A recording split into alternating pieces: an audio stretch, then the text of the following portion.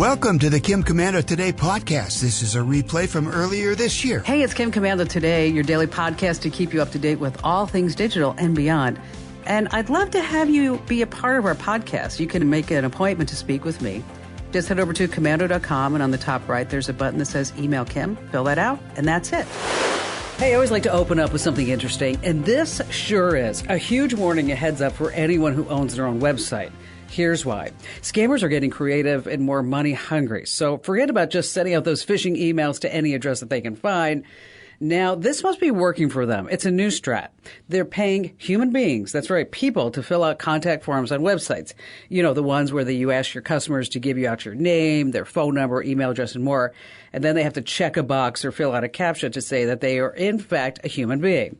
Well, let me tell you, we have a corporate website, westar.com, that no one ever really visits, as compared to Komando.com that got 56 million page views in the last year. So here's one that we got this morning. The message says, "Good day. I reached out to you a few days ago seeking your cooperation in a matter relating to funds worth $24 million. Please get in touch with me immediately through this email. I await your response. Sean." Now, of course, this is just a ploy to sucker you into giving them money. I mean, if he had offered, I don't know, $50 million, now that definitely would have gotten my attention. So, bottom line, if you get these, just ignore them. Hey, you're about ready to get more tech smarts because every single thing is now a tech thing. And if you're a new listener to the Kim Komando Show, welcome. We're so glad to have you with us.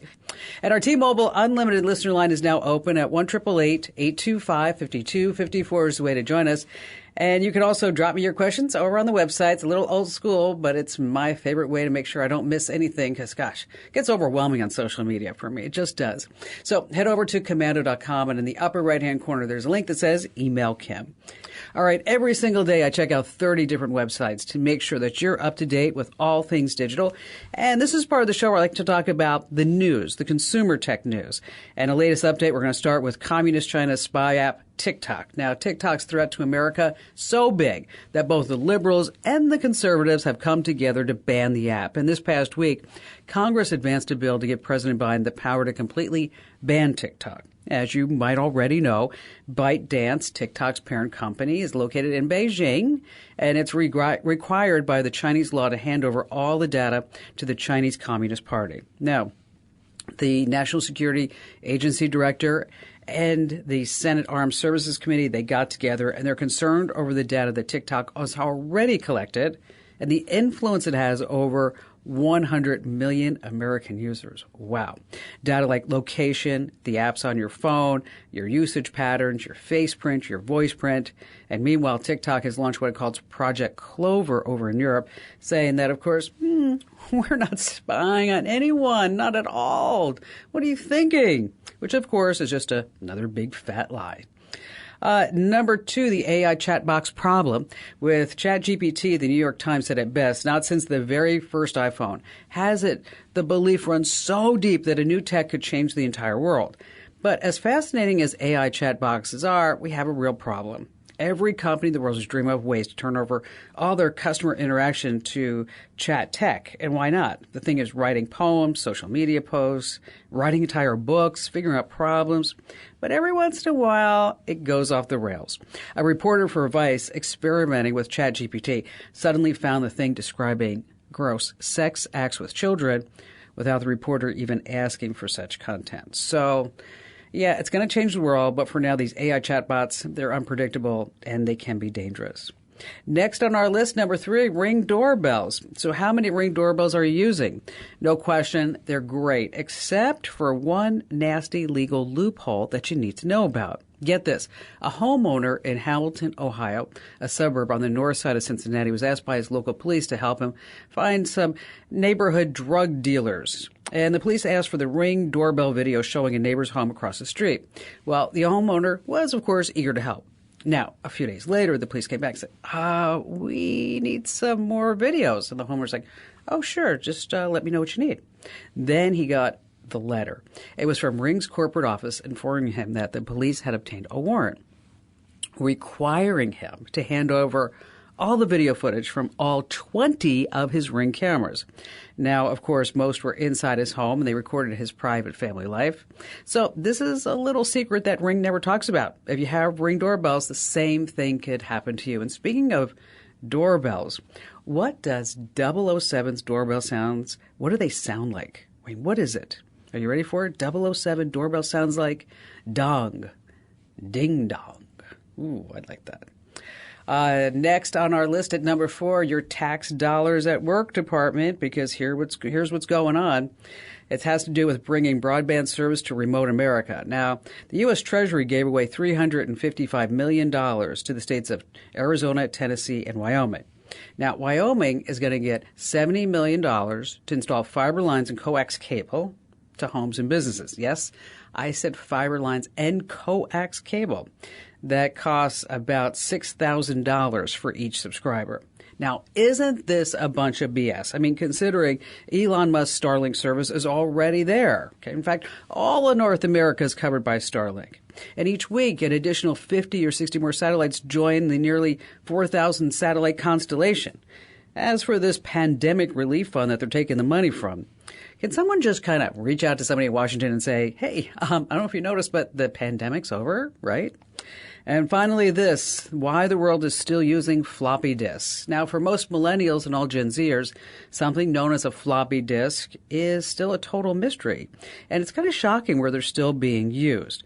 And we're talking about one company in the world sells them, and they're going to run out of inventory in just a few years. But as far as who's using them, they program many of our commercial airliners, the older Boeing 737s, 747s, 767s, and A320 Airbuses. Then there's BART, the San Francisco subway system, Chuck E. Cheese, animatronics, and a couple of years ago, these 5.5 floppies were still used to program targets into America's ICBM nuclear weapons. Yes, floppy disks. Sleep well. And I know what you're thinking. How come the save icon looks like a floppy disk anyway? All right, we got a jam-packed show you don't want to miss. We're going to talk about how to save big bucks on your internet plan. And you can take some surveys online that will actually make you a decent amount of cash. And then later on, how to see if someone's secretly getting copies of all the email that you send and receive. And of course, your phone calls on the Kim Komando Today podcast.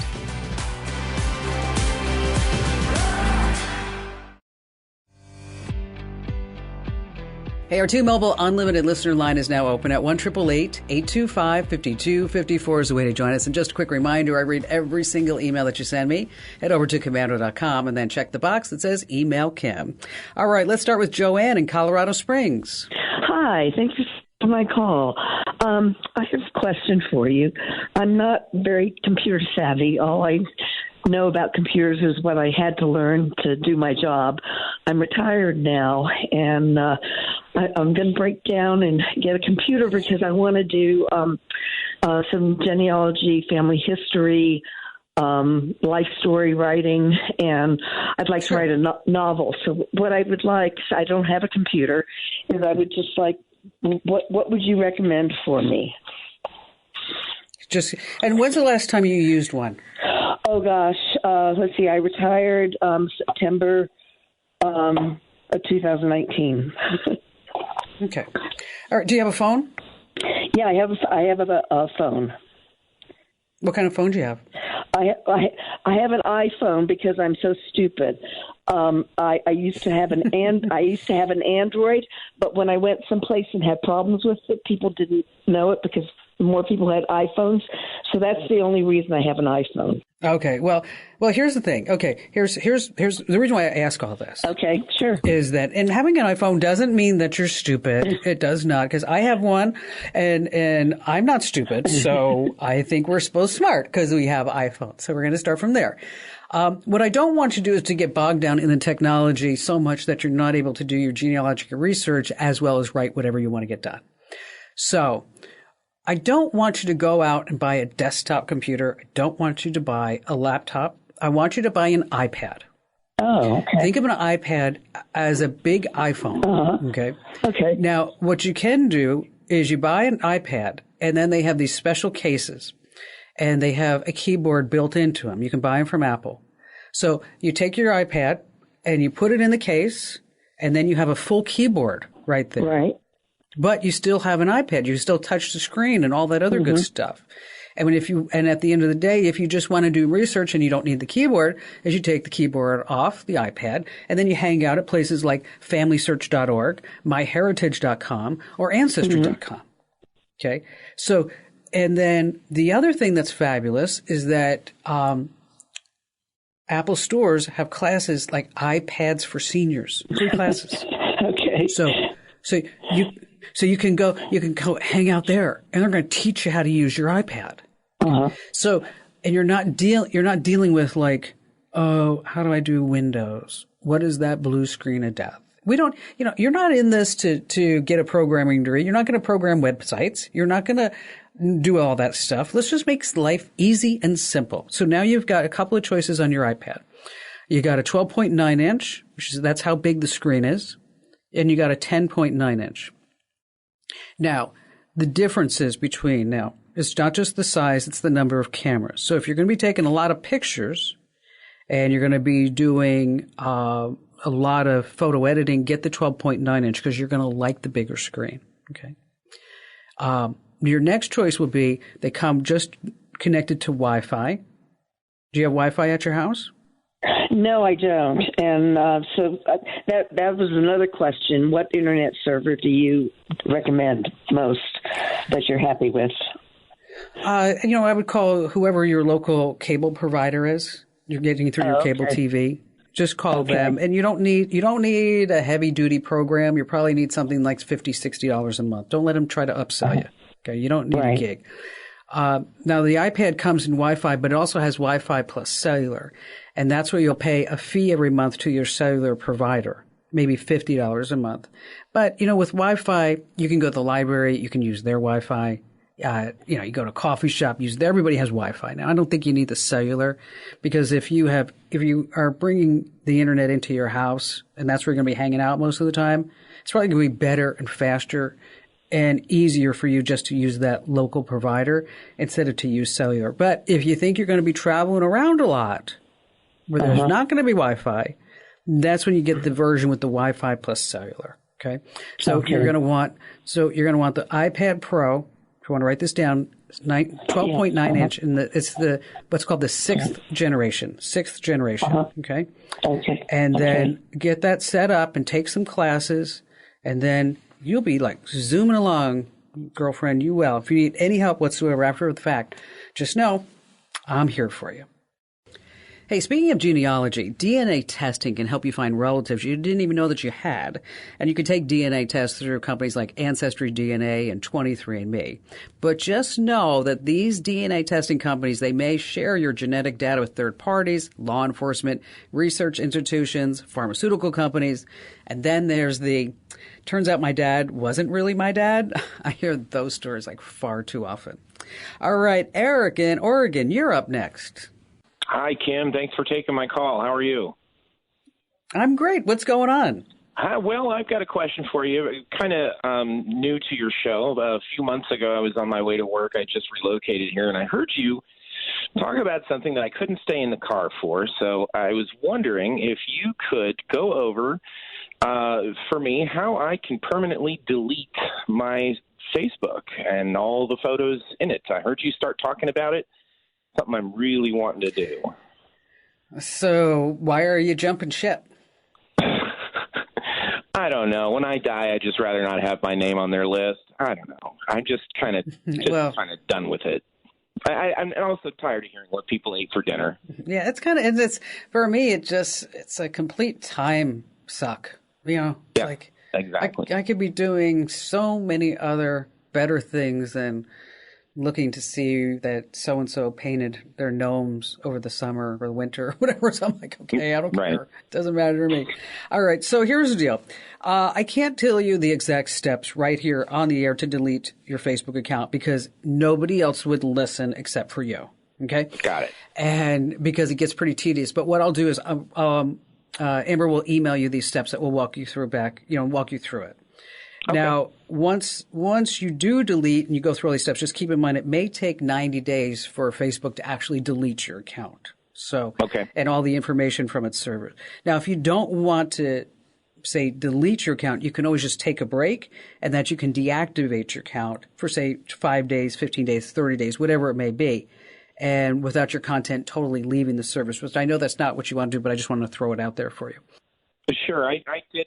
I originally started by doing that. Now I just want to finish it. Exactly. Okay. So yeah, and the deactivation, just as a side note to anybody who, if you're thinking about this, is that if you ever at least look at some Facebook content, or Facebook thinks you might want to come back, they're going to say, "Oh, here, welcome back. We're so glad." It's like a drug dealer. Come on back, baby. Come on back. Come on. We love you. We love you. Now, what you can do, which I think you want to do, is download everything from your Facebook account. And that's what I was talking about. You can download all of your posts, your photos, your videos, your messages, your comments. You select a date range and a format for your file. And then maybe it depends on how big the file is that it can take, a day. It can take a couple of days before you actually get an alert that says, yes, you can download everything. And again, these steps get kind of tedious too. We have them all over on the website. But what I want to do is, because you called in and said, we're actually going to send you these steps exactly. So, because it talks about like you got to go into the settings and privacy, and you want to download your information. And then as far as deactivating it, they're not going to make it just right there front and center. Like, right. Hey, thanks for signing in, Eric. You want to delete your account? No. You have to go through all kinds of different steps and different gyrations. So I'm going to put you on hold, and Eric, we're going to send you all those steps that you need. And for anybody else, you're like, I'm tired of Facebook too, is that just search for over at Komando.com. Just search for deactivating my account, deleting my information from Facebook, and removing my account from Facebook. We've got all the steps free for the taking over on the website.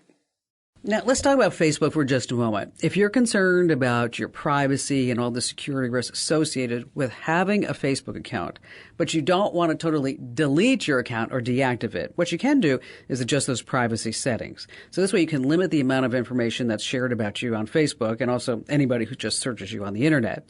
So like, for example, you can choose like who can see your posts. You can limit the visibility of your profile. You control how your data is being used for advertising.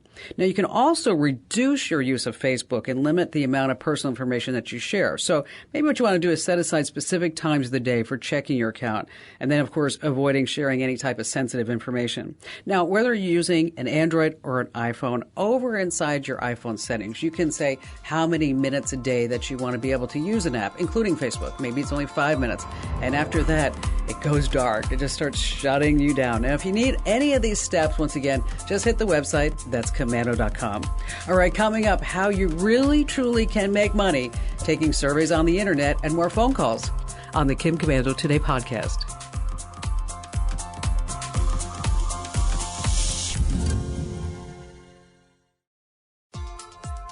Have you ever wondered if someone is secretly getting copies of all the email that you send and receive?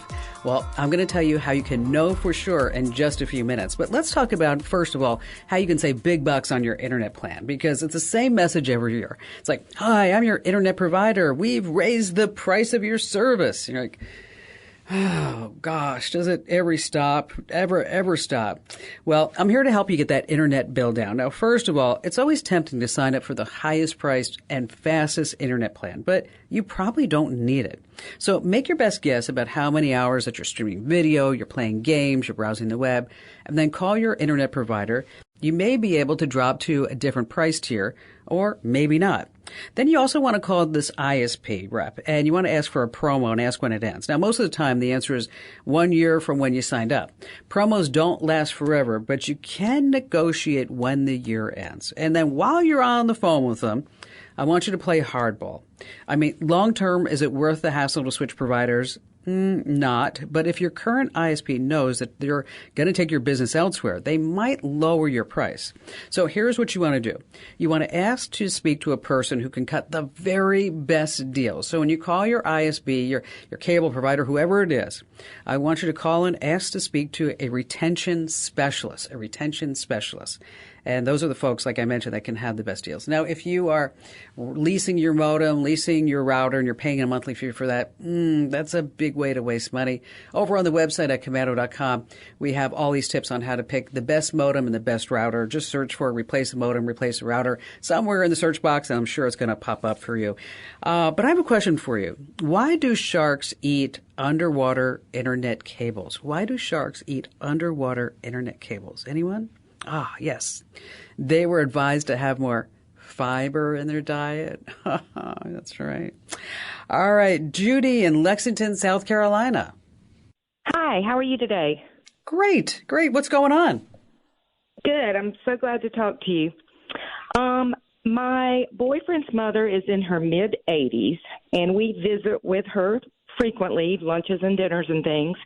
And every time we're with her, she wants us to pull up our cell phones and, flip through photos we've taken recently of fun places we've been, or she likens herself to be an ex-crazy cat lady, and I'm a crazy cat lady, so she loves to see the pictures of the cats. Nice. And, so it's always fun visiting with her and showing the pictures. We even went so far as to get her a cell phone, thinking we could text her pictures, and then she could look at them at home when she's by herself at her leisure. But that didn't go over so good. She wouldn't charge the phone. She won't use the phone. She didn't like mashing the buttons. She couldn't remember where to go find the pictures. That turned into more of a nightmare than anything else. Okay. Right. So I started seeing these ads and things for these digital picture frames, and I thought maybe that would be something we could just get her one of those, set it up in her kitchen when she's having her morning coffee. As we send her pictures, she can just watch them go by and doesn't have to do anything. But in researching all the different frames, my boyfriend went to some big box stores and I got online. We just got more confused with all of the different options, video. Yeah, let me tell you. Let me tell you what I think is one of the best frames out there. And I normally like to give folks a couple of different ones, but I have used this one with several family members in the same position with great success. Okay. And we're going to send you a link to it. So let me tell you a little bit about it. Then when I put you on hold, Amber's going to send you a link to it. But it's made by a company called Aura, A-U-R-A, and just connects up to Wi-Fi. It's fabulous because what happens is that you can just send photos right to her frame. Anybody in the family, as a matter of fact, can send photos right to her frame. So it's just not limited to you. She doesn't have to do a thing. But best of all, because she can't figure out really how to use the phone, is that I want you to buy it. You can buy it. You can set it all up at your house, and then you can just give it to her. Buy it. Yeah, but you set it all up, and you just give it to her. And because during the setup of this photo frame, you can say, it's not mine. I'm setting it up for somebody else. And so if she has an email address, a lot of the information is going to be tied to her email address, not yours. So if she ever needs support or anything, like she can actually call in or an update or whatever. But you can create playlists. You can set up the frame to display photos at specific times, like he mentioned, like just when she's getting her coffee between 8 and 8:30. That's when the new photos. It's truly, truly a fabulous gadget. It's about $150. And again, we'll send you a link to it over, you can pick it up on Amazon. That's the easiest way. And in case you're interested, folks, we also have a link to it over on the website. Just search for AUR. Now, also keep in mind, most smart TVs, they have built-in photo display options. So this way you can connect your phone or your computer wirelessly. Then you can show all your photos on your TV. That's so sweet. And then also, Amazon Echo Shows, Google Nest Hub, they have built-in photo displays too. So you can connect your phone or cloud storage account and then show all those photos on a device screen too. But again, if you're looking for just the simplest option, a good old-fashioned digital photo frame is pretty hard to beat. All right, let's go ahead and do a great tip. And this week is brought to us by SimpliSafe. You've heard me recommend SimpliSafe home security for years, but I'm not the only one. Just recently, U.S. News named SimpliSafe the best home security system of 2023, and CNET awarded them the editor's choice for home security. And it's easy to see why. SimpliSafe is trusted by experts and customers alike. It's designed with cutting-edge technology, offers 24/7 professional monitoring that costs under $1 a day. That's less than half the price of of a traditional home security system. And get this, in an emergency, Simply Safe agents use their exclusive Fast Protect technology to capture critical evidence. So this way you get priority police dispatch. Plus, I just love that you can lock and unlock your doors, you can arm and disarm your system, access all your cameras, see what's going on, all right from your phone. So, customize the perfect system for your home in just a few minutes right now by going to this special address, simplysafekim.com. And when you do, there's a deal. You're going to claim a free indoor security camera plus 20% off your order with interactive monitoring.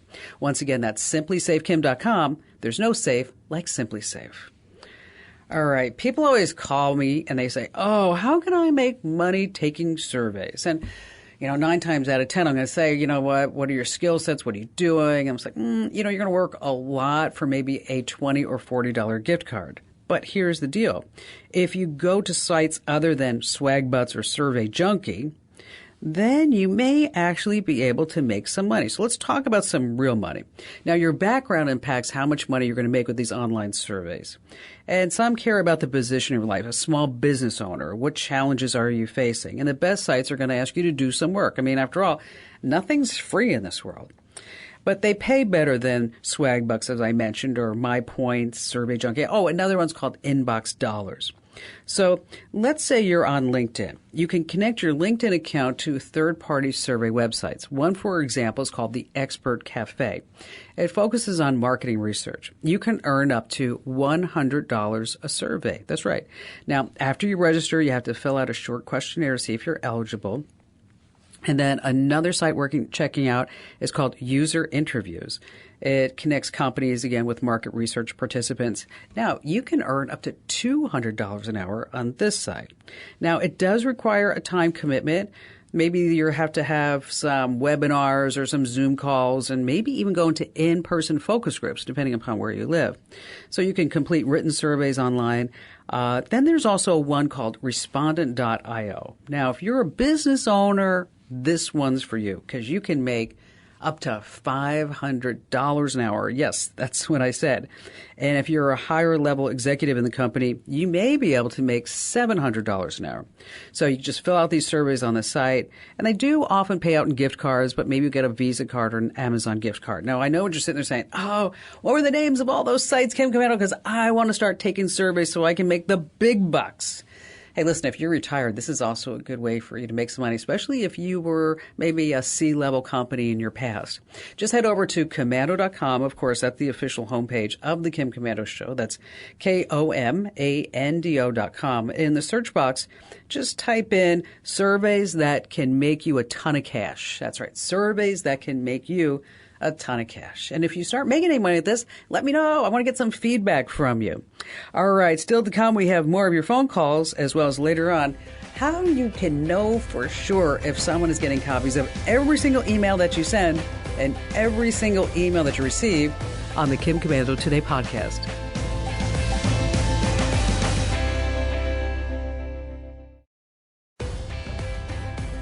Now, I just want to take a moment to take an administrative notice for everybody who gets the Kim Komando Show newsletters, because we've been working behind the scenes so diligently since the first part of January to make sure that our email newsletters are just the very best in the business.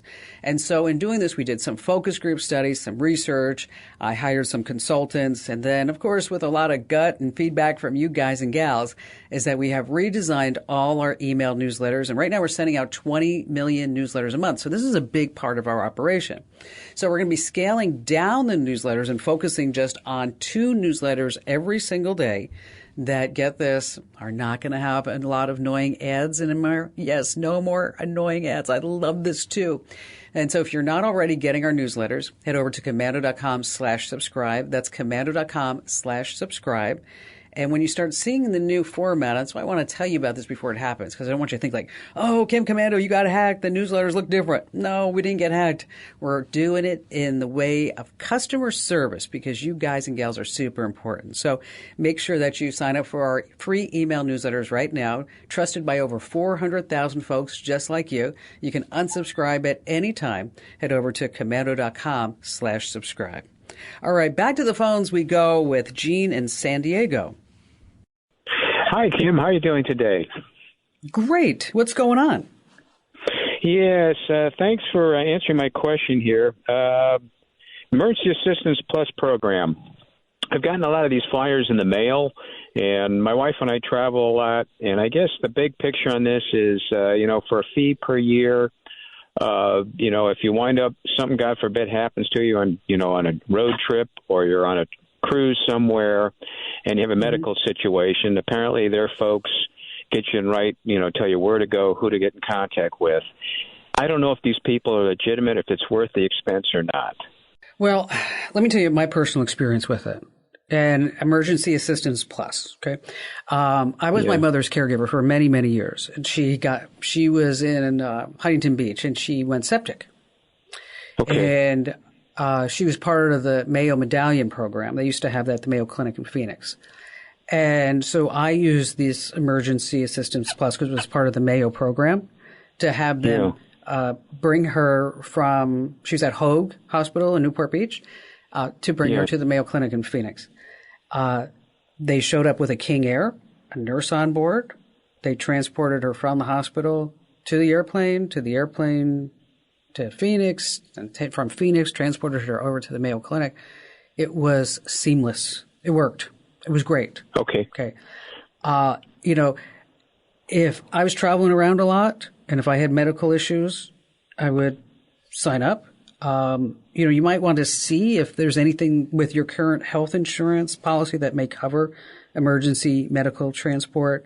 And there is a fee. I think it's like $200 a year. But I think if it's something that if you're traveling around and you want to make sure that you get to, let's be frank. I mean, some hospitals are better than others, right? I mean, not that Hoag in Newport Beach was bad. It's just that her primary and her cancer care doctors were all at Mayo. So we wanted to make sure that that was all covered under. I wanted to make sure that, you know what I'm saying, that everybody knew what was going on. They got the whole picture. So we wanted to go back there instead of saying, okay, well, let's do this test. And what about this? And and I know we have Epic and all that other great stuff. But I think if there's a particular doctor, hospital, whatever that you want to be with, and you don't want to be, stuck at a smaller place that may not have the expertise that you need, if it gives you peace of mind, then it's worth a couple $100, don't you think? I think so too, and that was my thing. It sounds good, but you read the comments and critiques, and they're mixed. So you don't know if it's people that are overly picky, or if it's a competitor or what. So you take all that with a grain of salt. And I've listened to you. I don't get you in where I live often, but when I am in the car and you're on, I listen to you because you're great and you're really ethical. Oh, thank you. And you always have good information. So I figured you'd be a great person to contact. But you bring up a good point. I'll tell you this story, Gene. So a couple of years ago, I went to the St. Regis in Bora Bora. Okay. Yeah. So before I went. And, getting to Tahiti, this is a job, right? I mean, it's a big job, just getting it down there, because you got to go from L.A. to Papeete, and then you go to Bora Bora. And anyway, so it's a big thing. So before I booked the hotel, I figured, I'm going to go look at the reviews. I go, the hotel has all these 5-star reviews, Gene. Love it. I got the hut over the water. The food's fabulous. Water skiing. All this other, how can you be not happy in Bora Bora? So there's this one guy. Okay, it's a guy. Gives it he gives it a 1-star review. Just a 1-star review. I'm like, okay, I got to see what happened. And I'm just going to say it was like this. Hi, I'm from New York. I'm used to good service. I got there and I didn't get my free lemonade and I didn't get my flower lei. So I'm not happy. I'm like, the guy's never going to be happy. It doesn't matter what it is. No, he's not going to be happy. So, but I can tell you my experience with the outfit was very good. And if I would need it, I would definitely sign up for it. And Gene, thank you for your kind words and thanks for your call today. What's super interesting to me is that I've noticed a real big uptick in the number of questions I'm getting from you all that are really outside the whole quote unquote tech realm. And maybe it's about how I solved an issue with my mom when I was her caregiver for so many years, or running a company, starting a business, email marketing. I've even noticed a lot of parents are now calling me, how did you, Kim Komando, handle your kid's addiction to the smartphone? So here's the thing. If I can help you with any single thing, I really think that this is my charter in life, and I love, love, love doing it. And I love hearing from you, and I do read every single email. And again, you can always drop them right there on the website. Any question that you have, Komando.com, and in the upper right-hand corner, there's a link that says Email Kim. Have you ever wondered in the back of your mind if someone was secretly getting copies of all the email that you send and all the email that you receive? Look for an option that allows you to view your recent login activity or login history. It's going to be labeled as something like recent activity, security, or login history. And then take a look at the list of recent logins on your account, and then look for any from any unfamiliar locations or any devices that you don't recognize. Now, if you do see any suspicious logins, you want to take some steps to make sure that your account is totally locked down. I want you to change your password, enable two-factor authentication, and depending on what email that you're using, it could be called recent activity, security, or login history. In Gmail, by the way, it's at the bottom of the page. Hey, be sure to tell 3 friends about the Kim Komando Show, because knowledge is power.